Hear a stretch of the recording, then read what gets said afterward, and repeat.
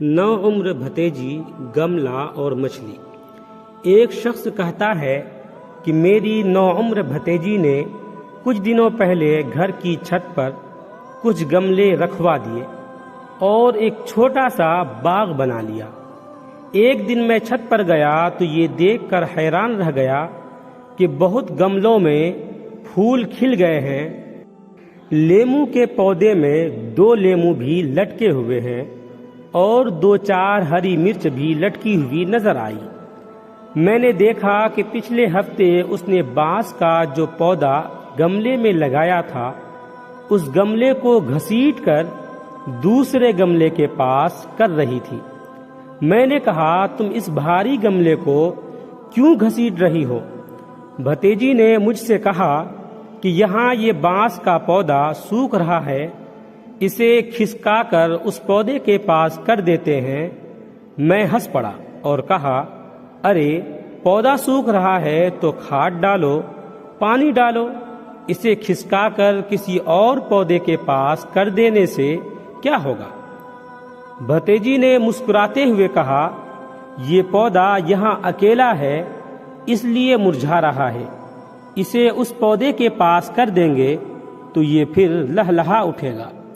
پودے اکیلے میں سوکھ جاتے ہیں لیکن انہیں اگر کسی اور پودے کا ساتھ مل جائے تو جی اٹھتے ہیں۔ یہ بہت عجیب سی بات تھی۔ ایک ایک کر کے کئی فوٹو آنکھوں کے آگے بنتی چلی گئی۔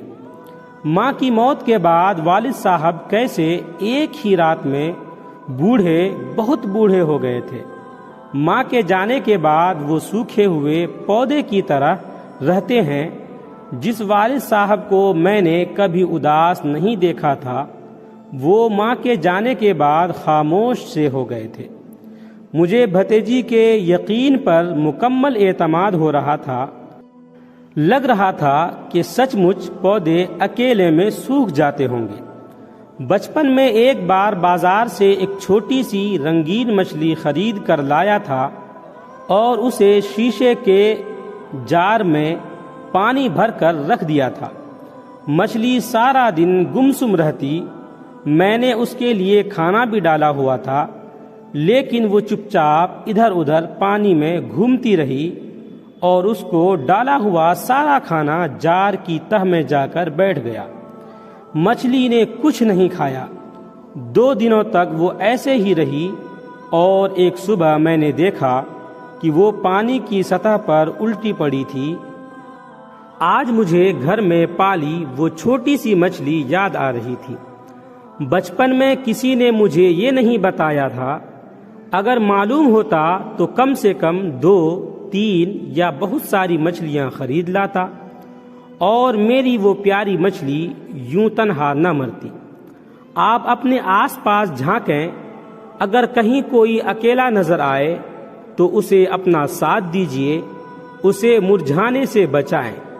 اگر آپ اکیلے ہوں تو آپ بھی کسی کا ساتھ لیجیے، آپ اپنے آپ کو بھی مرجھانے سے روکیں، کیونکہ تنہائی دنیا میں سب سے بڑی سزا ہے۔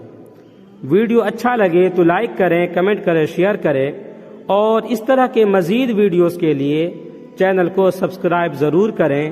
آپ تمام ہی ساتھیوں کا بہت بہت شکریہ ہوگا۔